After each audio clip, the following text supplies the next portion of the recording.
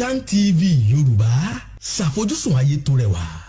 Fún mi ní Bíbélì ìràwọ̀ ayọ̀ láti máa yọ̀ wá fẹ́ni tí jíǹgbé kò sí ìjì tí ó lè bòdì dán rẹ̀.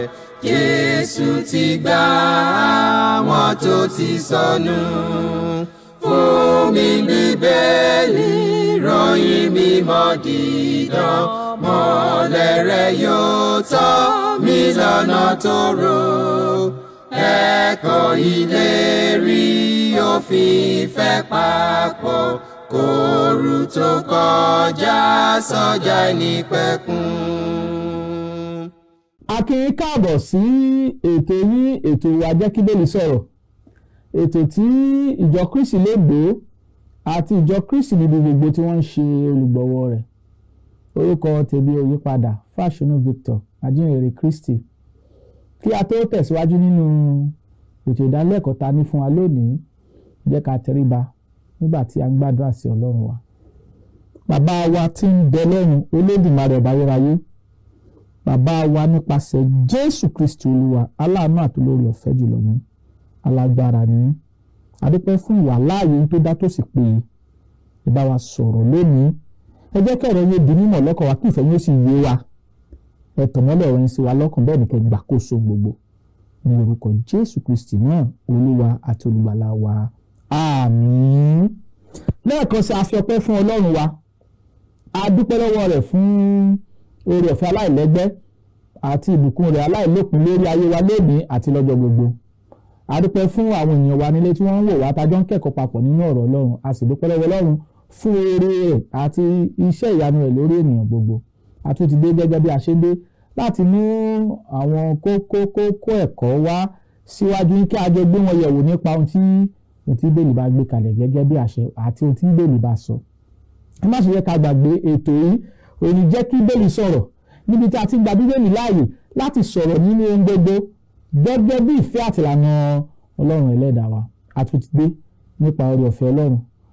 Àdúrà wa sí Ọlọ́run lónìí ni pé ètò ìdálẹ́kọ̀ọ́ ta ó ṣe lónìí, Ọlọ́run yóò fi òye àtìmọ́ rẹ̀ yé wa síwájú àti síwájú sí lórúkọ Jésù Kristi Olúwa wa. Àmín. Kókó ẹ̀kọ́ ta mú wá fún wa lónìí ó ní òtítọ́ tí ń bẹ nínú àsè Easter. Òtítọ́ tí ń bẹ nínú àsè Easter tàbí òtítọ́ nípa àsè Easter. Àwọn olóyìnbó sọ pé the whole truth about Easter festivity. The whole truth about Easter festivity. Ọlọ́run fẹ́ kí ajẹ́ni tí ó ń fẹ́ láti ní ìmọ̀ ọ̀rọ̀ Ọlọ́run, tó fẹ́ láti dúró lórí àṣẹ Kristi. Nítorí pé ìwé Jòhánù kejì ẹsẹ̀ 9 sọ fún wa pé ẹnikẹ́ni tí ó bá rí kọjá tí kò sì dúró nínú ẹ̀kọ́ Kristi kò gba Ọlọ́run. Ẹni tó bá dúró nínú ẹ̀kọ́ òun ni ó gba bàbá àti ọmọ. Ẹsẹ̀ Bíbélì ó fi yé wa pé gbogbo ẹ̀kọ́ tá a ti kọ́ wa nínú ọ̀rọ̀ Ọlọ́run ó ti dúró gẹ́gẹ́ bí àṣẹ fún wa lónìí. A sì gbọ́dọ̀ dúró nípa ẹ̀kọ́ tá a rí nínú ọ̀rọ̀ Ọlọ́run. A kò gbọ́dọ̀ fi kún ẹ̀kọ́ ọ̀rọ̀ Ọlọ́run. Bẹ́ẹ̀ ni a kò gbọ́dọ̀ yọ kúrò. Bẹ́ẹ̀ ni a kò gbọ́dọ̀ ṣe àtúntò ẹ̀kọ́ ọ̀rọ̀ Olúwa. Ìdí ẹ̀ ló mú wa wá kí a jọ wo Bíbélì, ohun tí Ọlọ́run sọ nípa àsè tí a ń pè ní Easter. Kí ni Bíbélì tilẹ̀ sọ nípa rẹ̀? Ohun mìíràn tí Ọlọ́run tún fẹ́ ká kíyèsí ni pé ìwé Pétérù kìíní nígbà tá a wo orí 4, nígbà tá a wo ẹsẹ̀ 11. Bẹ́ẹ̀ni bí tí ẹnikẹ́ni bá ń sọ̀rọ̀, ó gbọ́dọ̀ máa sọ gẹ́gẹ́ bí ọ̀rọ̀ Ọlọ́run. Tí ẹnikẹ́ni bá ń ṣiṣẹ́ ìránṣẹ́ kó máa ṣe gẹ́gẹ́ bí agbára tá a fi fún. Ìyẹn túmọ̀ sí pé ohunkóhun tá a bá fẹ́ sọ, yálà nínú ẹ̀kọ́, yálà nínú ìgbé ayé, yálà nínú ìsìn, yálà nínú ohun tó jọmọ́ ẹ̀sìn Kristi, a gbọ́dọ̀ sọ gẹ́gẹ́ bí àgbékalẹ̀ tá a bá nínú ọ̀rọ̀ Ọlọ́run. A kò gbọ́dọ̀ sọ kọjá ohun tá a rí nínú ọ̀rọ̀ Ọlọ́run. Èyí ìkejì. Ìkẹta ó ní pé a rí àgbékalẹ̀ ẹ̀kọ́ ọ̀rọ̀ Ọlọ́run kan nínú Bíbélì. Nínú ìwé Mátíù orí 21, nígbà tá a kíyèsí ẹsẹ̀ 23 sí 27 a rí ìṣẹ̀lẹ̀ kan tó ṣẹlẹ̀ níbẹ̀ níbi tí Jésù Kristi ti ń kọ́ àwọn èèyàn nínú tẹ́ḿpìlì. Ní ìgbà náà ni olórí àlùfáà àti àwọn alàgbà àwọn èèyàn tọ̀ Jésù wá ní ìgbà tó wà nínú tẹ́ḿpìlì. Wọ́n sì béèrè lọ́wọ́ rẹ̀ pé àṣẹ wo ni wọ́n fi ń ṣe nǹkan wọ̀nyí àti pé ta ló fún wọn ní àṣẹ. Ìyẹn túmọ̀ sí pé wọ́n ń bi Kristi àwọn olórí àlùfáà àti àwọn alàgbà àwọn ènìyàn wọ́n wá sínú tẹ́ḿpìlì wọ́n bi Kristi léèrè pé ta ló fún wọn ní àṣẹ láti máa kọ́ àwọn ènìyàn nínú tẹ́ḿpìlì. Nítorí pé kí ẹnikẹ́ni ó tó lè dúró gẹ́gẹ́ bí akọ̀wé láti máa kọ́ni nínú tẹ́ḿpìlì ó gbọ́dọ̀ gba àṣẹ látọ̀dọ̀ àwọn olórí àlùfáà àti àwọn alàgbà àwọn ènìyàn rẹ̀ ní Ísírẹ́lì. Ṣùgbọ́n nígbà tí wọ́n bá Kristi wọ́n béèrè lọ́wọ́ ẹ̀ pé ta ló fún wọn ní àṣẹ láti máa kọ́ni nínú tẹ́ḿpìlì. Tẹ́ bá wo ẹsẹ̀ Bíbélì náà Matthew 21 verse 23 to 27 Jésù wá dá wọn lóhùn pé òun fẹ́ bí wọ́n ní ìbéèrè kan. Ó ní ìbátísí Jòhánù ṣé láti ọ̀dọ̀ Ọlọ́run ni tàbí láti ọ̀dọ̀ ènìyàn wá? Olórí àlùfáà àtàwọn alàgbà wá gbìmọ̀ papọ̀ wá bẹ̀ sí ronú pé táwọn bá sọ pé láti ọ̀dọ̀ Ọlọ́run ni wọ́n ti mọ ìdáhùn tí Kristi sọ fún ọ pé kí ní dé tí ẹ̀yin kò fi gba Jòhánù onítẹ̀bọmi gbọ́. Wọ́n wá tún rò pé táwọn bá sọ pé láti ọ̀dọ̀ ènìyàn ni nítorí pé àwọn ènìyàn wà níbẹ̀ nígbà tí àwọn àlùfáà olórí àlùfáà àtàwọn alàgbà ń béèrè lọ́wọ́ Kristi àwọn èèyàn níbẹ̀ wọ́n ti gbà pé Jòhánù wòlíì ni. Ní ìgbà tó wá rèé láàrin àwọn tó wá sọ pé àwọn kò mọ̀ Jésù Kristi náà wá sọ fún ọ pé tí ẹ̀yin kò bá lè dáhùn béèrè tó bí òun náà ò ní dáhùn béèrè àṣẹ tó fi ń kọ́ni nínú tẹ́ḿpìlì. Kí la lè mú jáde nínú ẹ̀kọ́ ọ̀rọ̀ Ọlọ́run yìí? Ohun tó kọ́ wa ni pé àṣẹ ó ti ọ̀dọ̀ Ọlọ́run wá, àṣẹ ó sì ti ọ̀dọ̀ ènìyàn wá. Àṣẹ tó ti ọ̀dọ̀ Ọlọ́run wá òun ni àgbékalẹ̀ tá a rí nínú Bíbélì tí a fi hàn wá nínú ọ̀rọ̀ Ọlọ́run. Àṣẹ tó ti ọ̀dọ̀ ènìyàn wá òun ni táwọn ènìyàn jókòó tí wọ́n jọ ohun jọ tí wọ́n sì gbé kalẹ̀ gẹ́gẹ́ bí ẹ̀sìn. Àṣẹ tó dẹ̀ ti ọ̀dọ̀ Ọlọ́run wá òun ni àṣẹ tọ́lọ́run fẹ́ ká tẹ̀lé. Àṣẹ tó ti ọ̀dọ̀ ènìyàn wá Ọlọ́run kò fẹ́ ká tẹ̀lé wọn torí pé ẹ̀kọ́ ènìyàn ni. Kí nìdí tá a gbọ́dọ̀ fi tẹ̀lé àṣẹ tó ti ọ̀dọ̀ ènìyàn wá? Ìdí ẹ̀ ni pé ìwé Mátíù orí 15 ẹsẹ̀ 8 sí 9 Kristi sọ pé ó ní àwọn ènìyàn yìí ń fi ẹnu wọn bọlá fún mi wọ́n sì ń fi ètè wọn súnmọ́ mi ṣùgbọ́n ọkàn wọn jìnnà sí mi nítorí tí wọ́n fi òfin ènìyàn kọ́ni fún ẹ̀kọ́ ṣẹ̀tìrì. Ìdí tí àṣẹ tó ti ọ̀dọ̀ ènìyàn wá tí a kò gbúdọ̀ tẹ̀lé nínú ìsìn lónìí nítorí pé a máa sọ rí ìsìn bẹ́ẹ̀ a máa sọ di asán. Ìdí tá a gbúdọ̀ tẹ̀lé àṣẹ tó ti ọ̀dọ̀ ènìyàn wá nìyí. Ìdí tá a gbúdọ̀ tẹ̀lé àṣẹ tó ti ọ̀dọ̀ Ọlọ́run wá ni pé a já sí ìbùkún a sì já sí ìtẹ́wọ́gbà fún Ọlọ́run ẹlẹ́dàá wa. Ìyẹn lámú àwọn ní ẹ̀kọ́ tá a fẹ́ gbé yẹ̀wò lónìí pé gbogbo òtítọ́ tí ń bẹ nínú àsè Easter lónìí the whole truth about Easter festivity. Kí ni Bíbélì kọ́ wa nípa àsè yìí?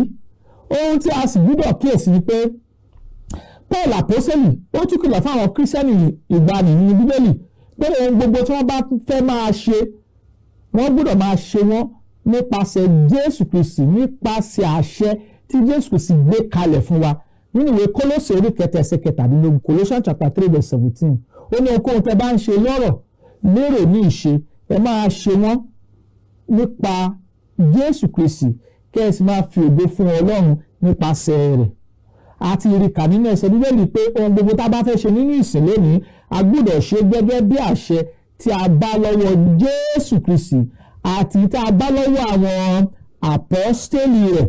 Eléyìí sì ṣe pàtàkì ó ṣe kókó. Alẹ́ tún rí kan pàápàá nínú ìwé Fílípì orí 4 ẹsẹ̀ 9 mo fẹ́ ka kéèsì ìwé Fílípì orí 4 ẹsẹ̀ 9 rẹ̀ ká gbọ́ ohun tí ọ̀rọ̀ Ọlọ́run sọ lórí ọ̀rọ̀ pé tá a bá fẹ́ ṣe ohun gbogbo a gbọ́dọ̀ máa ṣe wọ́n gẹ́gẹ́ bí àṣẹ Ọlọ́run. Fílípì orí 4 ẹsẹ̀ 9 kẹgbọ́n tí Bíbélì wí ẹgbọ́ ó ní nǹkan wọn ní tẹ̀yin ti kọ́ tẹ̀yin sì ti gbà tẹ̀yin sì ti gbọ́ tẹ̀yin sì ti rí lọ́wọ́ mi ẹ máa ṣe wọ́n, Ọlọ́run àlàáfíà yóò sì wà pẹ̀lú yín. So níbí yìí a ti rí kà pé Paul ní ohunkóhun tí ẹ̀yin ti kọ́, ohunkóhun tí ẹ̀yin ti gbà, ohunkóhun tí ẹ̀yin ti gbọ́, tẹ́ẹ̀ sì ti rí lọ́wọ́ mi, ẹ máa ṣe wọ́n. Ìyẹn túmọ̀ sí pé ohun gbogbo tá a rí lọ́wọ́ àwọn àpọ́sítélì gẹ́gẹ́ bí ìlànà, gẹ́gẹ́ bí àṣẹ, òun la gbọ́dọ̀ máa ṣe, tá a sì ti kọ àkọsílẹ̀ rẹ̀ fún wa lónìí ní rere, a gbọ́dọ̀ máa ṣe wọ́n. Ìyẹn ló mú wa wọnú ẹ̀kọ́ tí a fẹ́ kọ́ lónìí pé kí ni àgbékalẹ̀ tí Bíbélì gbé kalẹ̀, kí ni Bíbélì sọ, torí pé a gbọ́dọ̀ padà sínú Bíbélì, a gbọ́dọ̀ sọ̀rọ̀ níbi tí Bíbélì bá ti sọ̀rọ̀, kí a sì dákẹ́ níbi tí Bíbélì bá ti dákẹ́. Kí ni Bíbélì sọ nípa àsè tí a ń pè ní Easter lónìí? Kí ni Bíbélì sọ nípa àsè tí a ń pè ní Easter lónìí? The whole truth, a fẹ́ mọ gbogbo òtítọ́ tí Bíbélì gbé kalẹ̀ nípa àsè tí a ń pè ní Easter lónìí. Ohun àkọ́kọ́ tá a gbọ́dọ̀ kọ́kọ́ kíyèsí ni pé kí ni ìtumọ̀ ọ̀rọ̀ tí a ń pè ní Easter?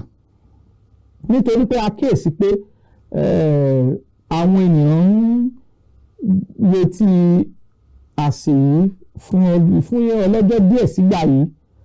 A wá fẹ́ wò ó pẹ̀lú àgbékalẹ̀ Bíbélì pé kí ni Bíbélì tilẹ̀ sọ nípa àsè tí a ń pè ní Easter lónìí.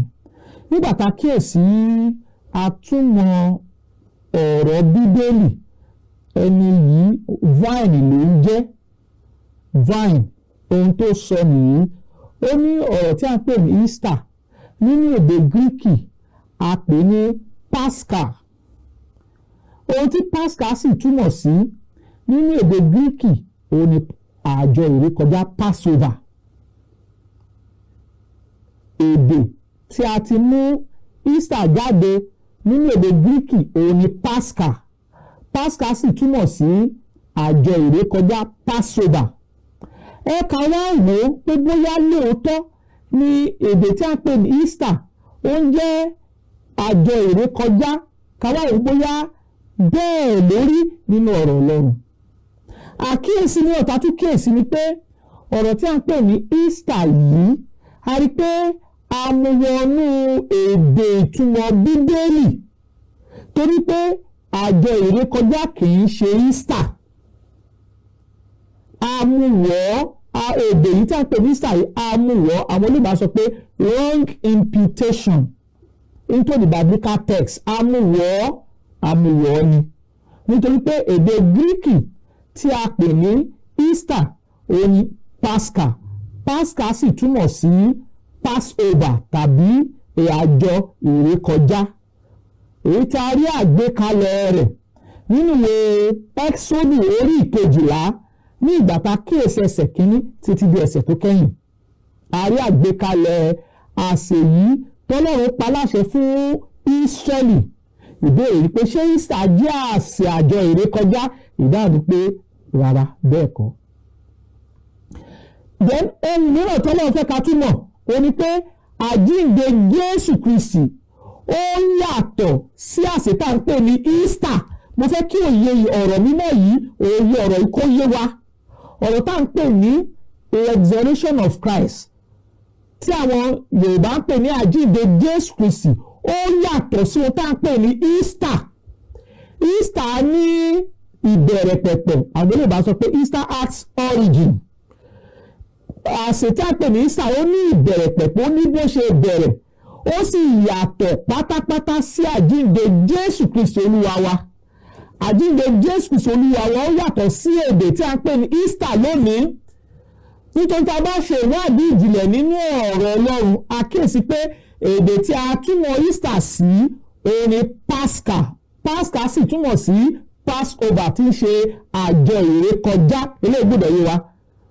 Èyí tí ẹ sì ń wò wá, ẹ jẹ́ ká lọ ṣèwádìí nínú ọ̀rọ̀ Ọlọ́run. Àjíǹde Jésù Kristi Olúwa wa màá tútù sọ, ó yàtọ̀ sí àsè tí a ń pè ní Easter lónìí. Ẹ ká wá wo bí ó ti bẹ̀rẹ̀. Níbo la ti lè rí ìtumọ̀ ìjìnlẹ̀ nípa ọ̀rọ̀ tí a ń pè ní Easter lónìí? Tá a bá kíyèsí ìwé Catholic Encyclopedia, ó gbé ìtumọ̀ tí a pè ní Easter kalẹ̀ nípa ẹnìkan tí a pè ní Bibeli. Ó sọ fún wa pé Easter jẹ́ òòṣà tí ó nìkan ṣe pẹ̀lú ọjọ́ tàbí ìgbà, èyí tí ọ̀pọ̀lọpọ̀ àwọn èèyàn ní ìmọ̀ rẹ̀ tẹ́ bá wo Catholic Encyclopedia 1909 volume 224 níbẹ̀ láti mú ọ̀rọ̀ yìí jáde nígbà tá à ń wo ìtumọ̀ ọ̀rọ̀ tí a ń pè ní Easter. Èkejì, nígbà tá a tún kè sí Encyclopedia Britannica page 828 sí page 829 ó jẹ́ kí a mọ̀ pé ó ní Easter ó jẹ́ ayẹyẹ tí àwọn kèfèrí ń ṣe is a pagan festival pẹ̀lú àwọn àmì tàbí nǹkan tá a fi ń ṣe ayẹyẹ yìí. Nǹkan méjì la fi ń ṣe ayẹyẹ yìí ó ní ehoro àti ẹyin, Easter eggs and Easter rabbits. Òun la fi ń ṣe ayẹyẹ Easter yìí ní ìgbà tí wọ́n ń ṣe ayẹyẹ àwọn kèfèrí ni, it is a pagan festival. Èyí tí àwọn ènìyàn nínú ìrònú wọn tí wọ́n fi dípò Jésù Kristi àti ikú rẹ̀ lórí igi àgbélébùú tí ó sì yàtọ̀ síra. Ó yàtọ̀ síra. Níbo láti gbé ẹ̀kọ́ ìkalẹ̀ gẹ́gẹ́ bí ẹ̀kọ́ tẹ́ bá jẹ́ni tó ń wádìí ohun ìjìnlẹ̀ nínú ọ̀rọ̀ Ọlọ́run ní AD 325 níbi tí a ń pe àpéjọ àgbékọ́lé Council of Nicaea. Níbẹ̀ ni wọ́n ti sọ pé àsè tí a ń pè ní Easter yìí a ó fi wọnú ìsìn Jésù Kristi tó nìkan ṣe pẹ̀lú kíkú, sísìnkú àtàjíǹde rẹ̀ àti ohun tó sọ pé ká máa ṣe ní ìrántí òun. Tẹ́ bá lọ wo Encyclopedia Britannica page 829 to page 828 to page 829 ẹ̀rí ohun tí mo sọ yìí níbẹ̀ ní Council of Nicaea ni wọ́n ti pinnu pé Easter yìí a gbọ́dọ̀ máa tẹ̀lé ìlànà ìsìn yìí ní ọjọ́ Sunday tí a pè ní ọjọ́ Olúwa. Níbi tí àwọn nǹkan wọ̀nyí ti wáyé nìyí. Ẹ̀ka tún wọn tí KAFTAN Picture Encyclopedia volume 4 page 140 tó ń gbé àlàyé kalẹ̀ nípa ọ̀rọ̀ tá a pè ní Easter. Ó tún jẹ́ kí a mọ̀ pé ayẹyẹ yìí ó jẹ́ ayẹyẹ tó fi jẹ́ pé ehoro àti ẹyin òun ni wọ́n fi ń gbọ́ nítorí pé ó ní nǹkan ṣe pẹ̀lú kéèyàn máa pọ̀ sí fertility, kéèyàn máa bí sí, kéèyàn máa pọ̀ sí.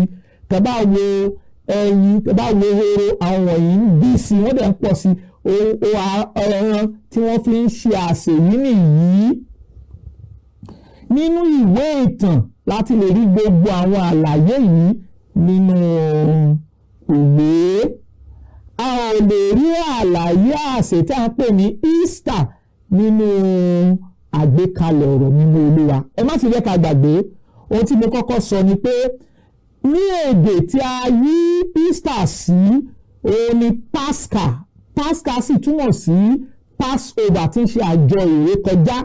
A sì mọ̀ pé Easter ò ní nǹkan kan ṣe pẹ̀lú Passover tàbí àjọ ìrékọjá tàrí àgbékalẹ̀ rẹ̀ nínú Bíbélì. Ìyẹn túmọ̀ sí pé pẹ̀lú àwọn àlàyé àtàwọn ìwé tí a wò a rí pé Easter, àjọyọ̀ Easter táwọn èèyàn ń ṣe ó ní nǹkan ṣe pẹ̀lú ayẹyẹ àwọn kèfèrí, àwọn tí kò mọ Ọlọ́run, ohun tí wọ́n sì fi ń bọ ayẹyẹ tó fi ń ṣe ayẹyẹ ẹni ehoro àti ẹyin. Elégbùdọ̀ yìí wa gbàmọ́dé ti sọ àwọn ibi tẹ́ lọ kà tẹ́ lọ wò tẹ́ bá fẹ́ mọ orísun Easter. Mo ti ka àwọn ìwé tẹ́, mo ti wo àwọn ìwé tẹ́ lọ wò KAFTAN Picture Encyclopedia volume 4 page 140 ó gbé àlàyé kalẹ̀. Tẹ́ bá wo Encyclopedia Britannica page 828 sí 829 ó gbé àlàyé kalẹ̀. Tẹ́ bá wo Catholic Encyclopedia ó tún gbé àlàyé kalẹ̀ nípa ohun tí ìtumọ̀ Easter tó túmọ̀ sí fún wa. Elégbùdọ̀ yé wa bí a ti ń tẹ̀síwájú.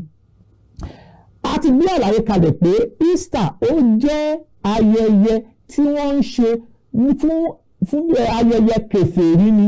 Ohun tí wọ́n sì fi ń bọ òní ehoro àti ẹyin. Àwọn olóńṣe àwọn Bábílónì àtàwọn ọ̀pọ̀lọpọ̀ orílẹ̀-èdè míì tí wọ́n ń ṣe ayẹyẹ yìí láti àkókò yìí gan ni wọ́n ń ṣe ayẹyẹ náà. Àkókò oṣù yìí, oṣù kẹrin òun ni wọ́n ń ṣe ayẹyẹ náà. Ohun tá a rí nínú ìwé ìtàn nìyí nípa ọ̀rọ̀ tí a ń pè ní Easter. Eléyìí gbọ́dọ̀ yé wa kẹ́ ló máa ṣèwádìí ohun tí a ń pè ní Easter nínú ìwé ìtàn. Àwọn ẹ̀kọ́ wo ló wá rọ̀ mọ́ ẹ̀kọ́ Easter tí a fi mọ́ ọ̀rọ̀ Bíbélì, tá a fi rún ọ̀rọ̀ Bíbélì papọ̀? Àkọ́kọ́ ni pé ìbẹ̀rẹ̀ Lẹ́ǹtì ọjọ́ tí àwẹ̀ Lẹ́ǹtì yóò bẹ̀rẹ̀ à ń pè ní Ash Wednesday. Ọjọ́ yìí làwọn èèyàn wọ́n fi eérú sórí àwọn ikọ́ lè mọ̀ pé wọ́n ti bẹ̀rẹ̀ àwẹ̀ gbígbà. Eléyìí sì tako ẹ̀kọ́ tí Jésù kọ́ wa nípa àwẹ̀ gbígbà. Ó sọ fún wa pé tí àwa bá ń gbààwẹ̀, ẹ̀kọ́ Kristi tàbá làwòye tá a bá gbààwẹ̀, ó ní a kò gbọdọ̀ wọ aṣọ ọ̀fọ̀ tàbí ká ṣe bí ẹni tí ó wà ní ipò ọ̀fọ̀, ṣùgbọ́n ká fi òróró kún ojú wa ká sì múra dáadáa, torí pé bàbá wa tó rí wa ní ìkọ̀kọ̀ òun yóò san fún wa ní gbangba. Tẹ̀bá lọ ìwé Mátíù orí 9, ó kọ́ wa nípa àwẹ̀ gbígbà tó ti tako ohun tí àwọn èèyàn gbé kalẹ̀ tó sì ń ṣe lónìí nípa ọ̀rọ̀ àwẹ̀ gbígbà. Èkejì, ó ní ìgbà tí àwọn èèyàn ń gbàwẹ̀, a pè ìgbà kan níbẹ̀ ní Palm Sunday, tí ń ṣe Sunday tí wọ́n kẹ́yìn nínú oṣù tí wọ́n fi ń gbàwẹ̀ yìí. Èyí ni ọjọ́ Olúwa tó kẹ́yìn nínú ìgbà Lẹ́ǹtì, period of 40 days fasting. Ìkẹta, a tún pè ọjọ́ kan ní Good Friday. Ọjọ́ yìí ni ọjọ́ tí àwọn sọ pé a kan Jésù Kristi mọ́ àgbélébùú. Ìkẹrin, wà á pè ní Easter Sunday. Òun ni ọjọ́ tí Jésù Kristi tí ó jíǹde kúrò nínú òkú. Ìkarùn-ún, òun là ń pè ní Easter Monday. Òun ni ọjọ́ tí Jésù Kristi sọ fún àwọn ọmọlẹ́yìn rẹ̀ nígbà tó jíǹde kúrò nínú òkú tán pé kí wọ́n wá pàdé òun ní Galilee. A kó gbogbo ẹjọ́ àkójọ nípa ẹ̀kọ́ tí a pè ní ayẹyẹ ti ètò Easter. Kì í ṣe bẹ́ẹ̀ la ṣe rí gbogbo àwọn ìtàn yìí tàbí àkójọpọ̀ yìí nínú Bíbélì. Eléyìí gbọ́dọ̀ yé wa bí a ti ń tẹ̀síwájú. Àwẹ̀ tí Jésù Olúwa wá gbà tẹ́ bá wà lọ sínú ìwé Mátíù orí 9, a rí pé àwẹ̀ 40 ọ̀sán àti 40 òru ló gbà. Ohun tá a rí nínú ọ̀rọ̀ Ọlọ́run nìyí, kì í ṣe àwẹ̀ òwúrọ̀ nìkan tàbí kì í ṣe àwẹ̀ ọjọ́ nìkan. Òun ni Jésù Olúwa wá gbà. Àwọn àlàyé ọ̀rọ̀ yìí la gbọ́dọ̀ fi tó wa. Èkejì, ohun tá a tún ń gbé nìyí pé ní ìgbà tí Jésù sì bẹ̀rẹ̀ sí ń gba àwẹ̀, kò gba àwẹ̀ ní ìgbà tó fẹ́ lọ kú. Eléyìí gbọ́dọ̀ yé wa. Ní ìgbà tí Jésù sì ń bẹ̀rẹ̀ àwẹ̀ gbígbà, ó bẹ̀rẹ̀ àwẹ̀ gbígbà tirẹ̀ ní ìgbà tó fẹ́ bẹ̀rẹ̀ iṣẹ́ ìyèrè tirẹ̀. Tó fẹ́ ka kíyèsí, ní ìgbà tá a baptisi Jésù Kristi Olúwa wa tán nínú ìwé Mátíù orí 9, nígbà tá a kíyèsí ẹsẹ̀ 16, ní ìgbà náà ló lọ sínú aginjù ní Mátíù orí 9 láti lọ gbàwẹ̀ 40 ọ̀sán àti 40 òru. Àkópọ̀ táwọn kópọ̀ lónìí pé Jésù Kristi lọ gbàwẹ̀ ó sì lọ kú, kì í ṣe ohun tí Bíbélì gbé àgbékalẹ̀ rẹ̀ kalẹ̀ lélẹ́yìí. Jésù ò lọ bẹ̀rẹ̀ sí ń gbàwẹ̀, kò bẹ̀rẹ̀ àwẹ̀ gbígbà kó dẹ̀ lọ kú fún ẹ̀ṣẹ̀ gbogbo aráyé. Ó bẹ̀rẹ̀ sí ń gba àwẹ̀. Ìwé Mátíù orí 9 kó tó lè bẹ̀rẹ̀ iṣẹ́ ìránṣẹ́ tí a gbé ka iwájú rẹ̀, kó lè ní ọ̀pọ̀lọpọ̀ okun àtagbà látọ̀dọ̀ láti ṣiṣẹ́ náà bí tọ́lọ́run pé kò ṣe é dé. Ilé gbọ́dọ̀ yé wa bí a ti ń kẹ́kọ̀ọ́ nínú ọ̀rọ̀ mímọ́ Olúwa. A gbọ́dọ̀ máa wo àwọn àgbékalẹ̀ yìí pẹ̀lú ọ̀rọ̀ Bíbélì. Ìbéèrè ni pé ǹjẹ́ ọ̀rọ̀ tá à ń pè ní Easter ìjákulẹ̀ rí nínú Bíbélì bí? A rí níbì kan. A rí nínú Iṣẹ́ Àpọ́sítélì orí 12. Mo fẹ́ kí ló bá wo Bíbélì wa. Acts chapter 12. Mo fẹ́ ká kíyèsí láti ẹsẹ̀ 1 títí dé ẹsẹ̀ 9 ká gbọ́ ohun tí ọ̀rọ̀ Ọlọ́run gbé kalẹ̀ gẹ́gẹ́ bí àṣẹ fún wa níbẹ̀. Ó ní àkókò ìgbà náà ni Hẹ́rọ́dù ọba, mo ń ka Iṣẹ́ Àpọ́sítélì orí 12. Mo fẹ́ wò ó láti ẹsẹ̀ 1 títí dé ẹsẹ̀ 9 tó pàfẹ́ à ń béèrè pé ìjẹ́ ọ̀rọ̀ tá à ń pè ní Easter ìjà a rí nínú Bíbélì. Mo sì sọ fún wa pé a rí níbì kan, ṣùgbọ́n tá a bá kà á Ọlọ́run á fi òye yé wa ohun tó ọ̀rọ̀ Olúwa ohun tó sọ. Mo wá ka ìwé Iṣẹ́ Àpọ́sítélì orí 12 láti ẹsẹ̀ 1 títí dé ẹsẹ̀ 9 kí l'Olúwa wí. Ó ní àkókò ìgbà náà ni Hẹ́rọ́dù ọba sì nawọ́ rẹ̀ láti pọ́n àwọn kan lójú nínú ìjọ, ó sì fi idà pa Jákọ́bù arákùnrin Jòhánù. Ẹsẹ̀ 3, nígbà tó sì rí pé ó dùn mọ́ àwọn Júù, ó sì nawọ́ mú Pétérù pẹ̀lú, ó sì jẹ́ ìgbà ọjọ́ àìwúkàrà, ó jẹ́ ìgbà ọjọ́ àìwúkàrà. Ẹsẹ̀ 4, ó sì mú, ó sì fi sínú túbú, ó sì fi lé ẹ̀ṣọ́ 4 àwọn ọmọ ogun lọ́wọ́ láti máa ṣọ́, ó sì ń rò láti mú jáde fún àwọn ènìyàn wá ní ẹ̀yìn ìrékọjá. King James Version ní èdè olóyìnbó ó ní ó sì ṣetán láti mú jáde lẹ́yìn Easter wá. Níbẹ̀ àti rí pé a ti lo èdè ìṣe àpọ́stélì orí 12 ẹsẹ̀ 4, a ti lo èdè tí a pè ní Easter níbẹ̀. Tàbá wo Bíbélì dáadáa, ìwé ìṣe àpọ́stélì orí 12 ẹsẹ̀ 4. Àkọ́kọ́ tẹ́bá kíyèsí ẹsẹ̀ Ọlọ́run, a sọ fún wa pé ìgbà tá a mú Pétérù ó ní ó jẹ́ ìgbà ọjọ́ àìwúkàrà, ìgbà Feast of Unleavened Bread. Kí la pè ní àsè àìwúkàrà? Òun ni Passover. Àwọn tí wọ́n lo èdè yìí, èdè Easter ní ẹsẹ̀ 4, ìwé tí wọ́n sọ pé it is a wrong imputation. Àwọn tó gbé ìtumọ̀ ọ̀rọ̀ Ọlọ́run kalẹ̀ tí wọ́n yí láti èdè Gíríkì sí èdè olóyìnbó, òun ni wọ́n fi ọ̀rọ̀ yìí síbẹ̀ tí a ń pè ní Easter tí ò sì yẹ kó wà níbẹ̀. Bí o pé ti yé wa, ẹ ṣeun. So nígbà tá a kí ìṣẹ̀ṣẹ̀ Ọlọ́run, a rí pé ọ̀rọ̀ tí a pè ní Easter a fi sínú ọ̀sẹ̀ Ọlọ́run ní ìṣe àpọ́stélì orí 12 ẹsẹ̀ 4 láti dípò ìrántí ikú Jésù tí ó sì ní nǹkan ṣe pẹ̀lú àìwúkàrà. Easter is a wrong imputation of words. Ní ìṣe àpọ́stélì orí 12 ẹsẹ̀ 4, ọjọ́ àìwúkàrà is the feast of Passover. Kò ní nǹkan kan ṣe pẹ̀lú Easter rárá. Eléyìí gbọ́dọ̀ yé wa bí kò sì ní nǹkan ṣe pẹ̀lú àjíǹde ikú Jésù Kristi Olúwa wa. Gẹ́gẹ́ bí àlàyé tí mo kọ́kọ́ gbé kalẹ̀ fún wa kó yọ̀rọ̀ mímọ́ yìí kó lè yé wa, a sọ fún wa pé Easter nínú ìwé ìtàn ó jẹ́ ayẹyẹ tí àwọn kèfèrí ń ṣe, tí àwọn ará Bábílónì ń ṣe, tí a pè ní Easter. Ohun tí wọ́n ń ṣe nìyí, àtàwọn kan tó tún tẹ̀lé ayẹyẹ tó sì tún ń ṣe wọ́n ìtaàrí nìyí. A sọ fún wa pé it was in 325 AD la mú ayẹyẹ wá dípò ìrántí ikú Jésù sí Olúwa wa tí ó sì jọra wọn nínú àgbékalẹ̀ ọ̀rọ̀ nínú Olúwa. Eléyìí gbọ́dọ̀ yé wa bí a ti ń tẹ̀síwájú. So nínú Bíbélì a ò rí nǹkan tó jẹ mọ́ ìrántí ikú Jésù Kristi tá a fi wé Easter, a ò rí nínú Bíbélì, kò jọra wọn. Easter gẹ́gẹ́ bí èdè tí a túmọ̀ rẹ̀ nínú rẹ̀ tí ń ṣe Pascha, àjọ ìrékọjá ni Passover ni. A sì rí ihun tí a rí àgbékalẹ̀ rẹ̀ nínú ìwé Ẹ́kísódù orí 12 bí Ọlọ́run ti pa láṣẹ fún àwọn ọmọ Ísírẹ́lì láti máa ṣètò àjọ ìrékọjá yìí. Íjíbítì ni wọ́n ti kọ́kọ́ ṣe ètò yìí. Ohun 3 sì ni wọ́n lò láti fi ṣe. Wọ́n lo àìwúkàrà, ewébẹ̀ tó korò àti ẹran lọ́dún kan. Wọ́n sì gbọ́dọ̀ ṣe ẹran ìkú wọn jẹ́ roasted kan kí wọ́n sún jẹ ní pé wọ́n fẹ́ tètè yára kúrò ní Íjíbítì.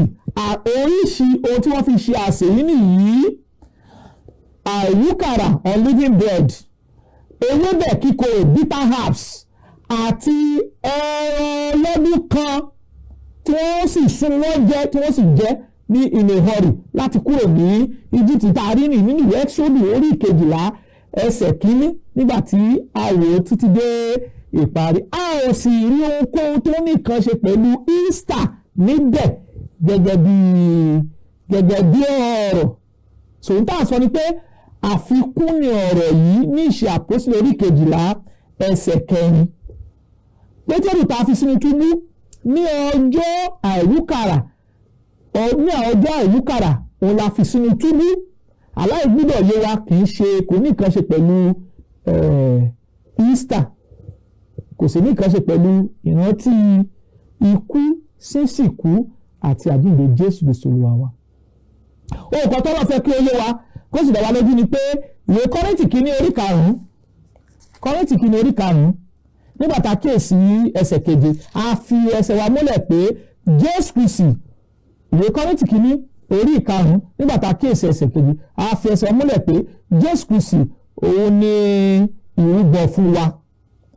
Ẹgbọ́n tọ́lọ́run sọ ó nítorí náà ẹ mú àìwúkàrà àtijọ́ kúrò nínú yín kí ẹ̀yin kí ó lè jẹ́ ìyẹ̀fun tuntun gẹ́gẹ́ bí ẹ̀yin ti jẹ́ àìwúkàrà, nítorí a ti fi ìrékọjá wa àní Jésù Kristi rúbọ fún wa.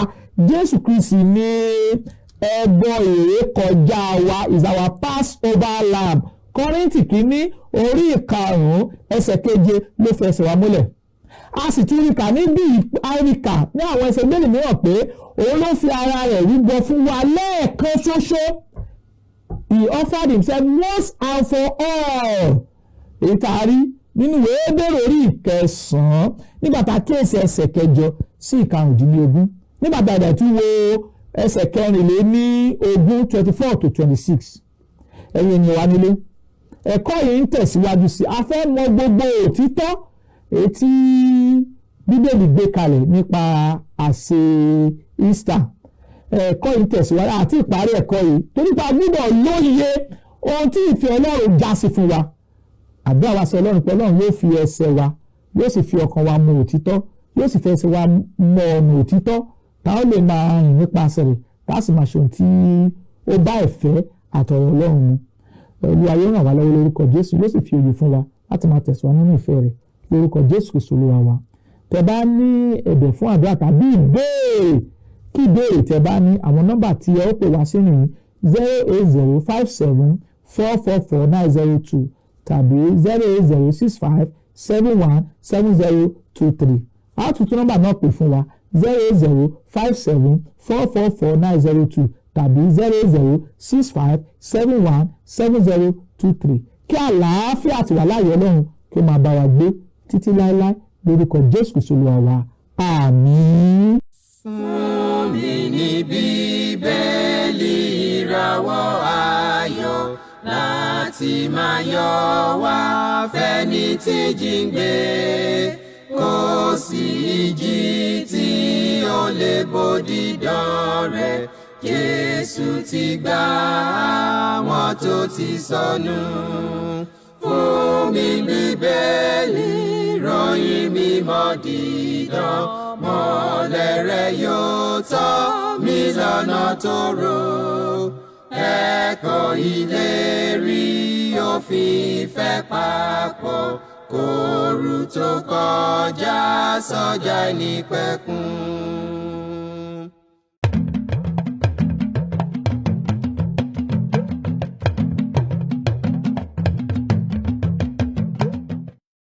KAFTAN TV Yorùbá, ṣàfojúsùn ayé tó rẹwà.